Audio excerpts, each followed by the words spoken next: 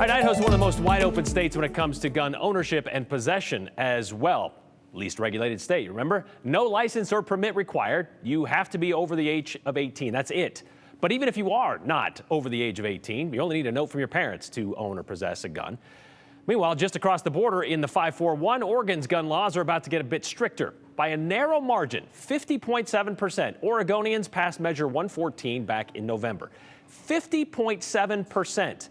Measure 114 does several things. It would require a permit to purchase a gun issued by the Department of State Police. That permit would require a fee, a photo ID, you have to be fingerprinted, you got to pass a criminal background check, and you would have to be allowed to own a gun, meaning if you haven't been convicted of a felony or you believe to be a danger to yourself or others.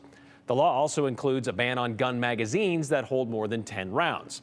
A violation of Measure 114 could get you nearly a year in jail or a fine of $6,250 or both. 50.7%, not an overwhelming majority, by the way, and you can likely guess where most of those no votes may have come from. Maybe, say, Eastern Oregon or the rest of the state outside of Portland, maybe. They weren't the only ones thinking it shouldn't go into effect Thursday as planned either. Eastern Oregon I'm talking about. Oregon Department of Justice, the State Association of Chiefs of Police, both asked the federal judge to delay the enforcement of Measure 114 because, well, they weren't ready to implement the permitting system or the training requirements that come with it. And today, that judge agreed with them, sort of.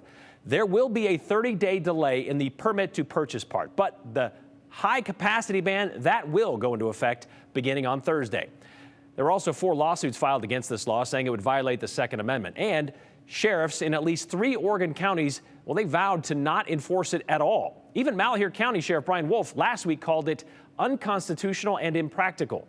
But Judge Karen Immergut, said otherwise. Today in the ruling, she wrote, the burden imposed by Measure 114 on the core Second Amendment right of self-defense is minimal. And the permitting and training part of the law will remain in play. But in light of the difficulty in getting all of that fully up and running, she said, well, she'll put a stay on it for 30 days. So starting Thursday, those in the 541 can no longer have magazines that hold more than 10 rounds of ammo. And by the beginning of next year, you're going to need a permit to buy a gun.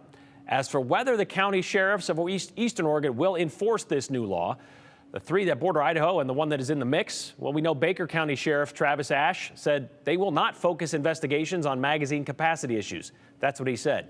Union County Sheriff Cody Bowen and Olawa County Sheriff Joel Fish also said they would not enforce the law at all. We have reached out to Malheur County Sheriff Wolf to find out where he stands with today's ruling, but we have yet to hear back.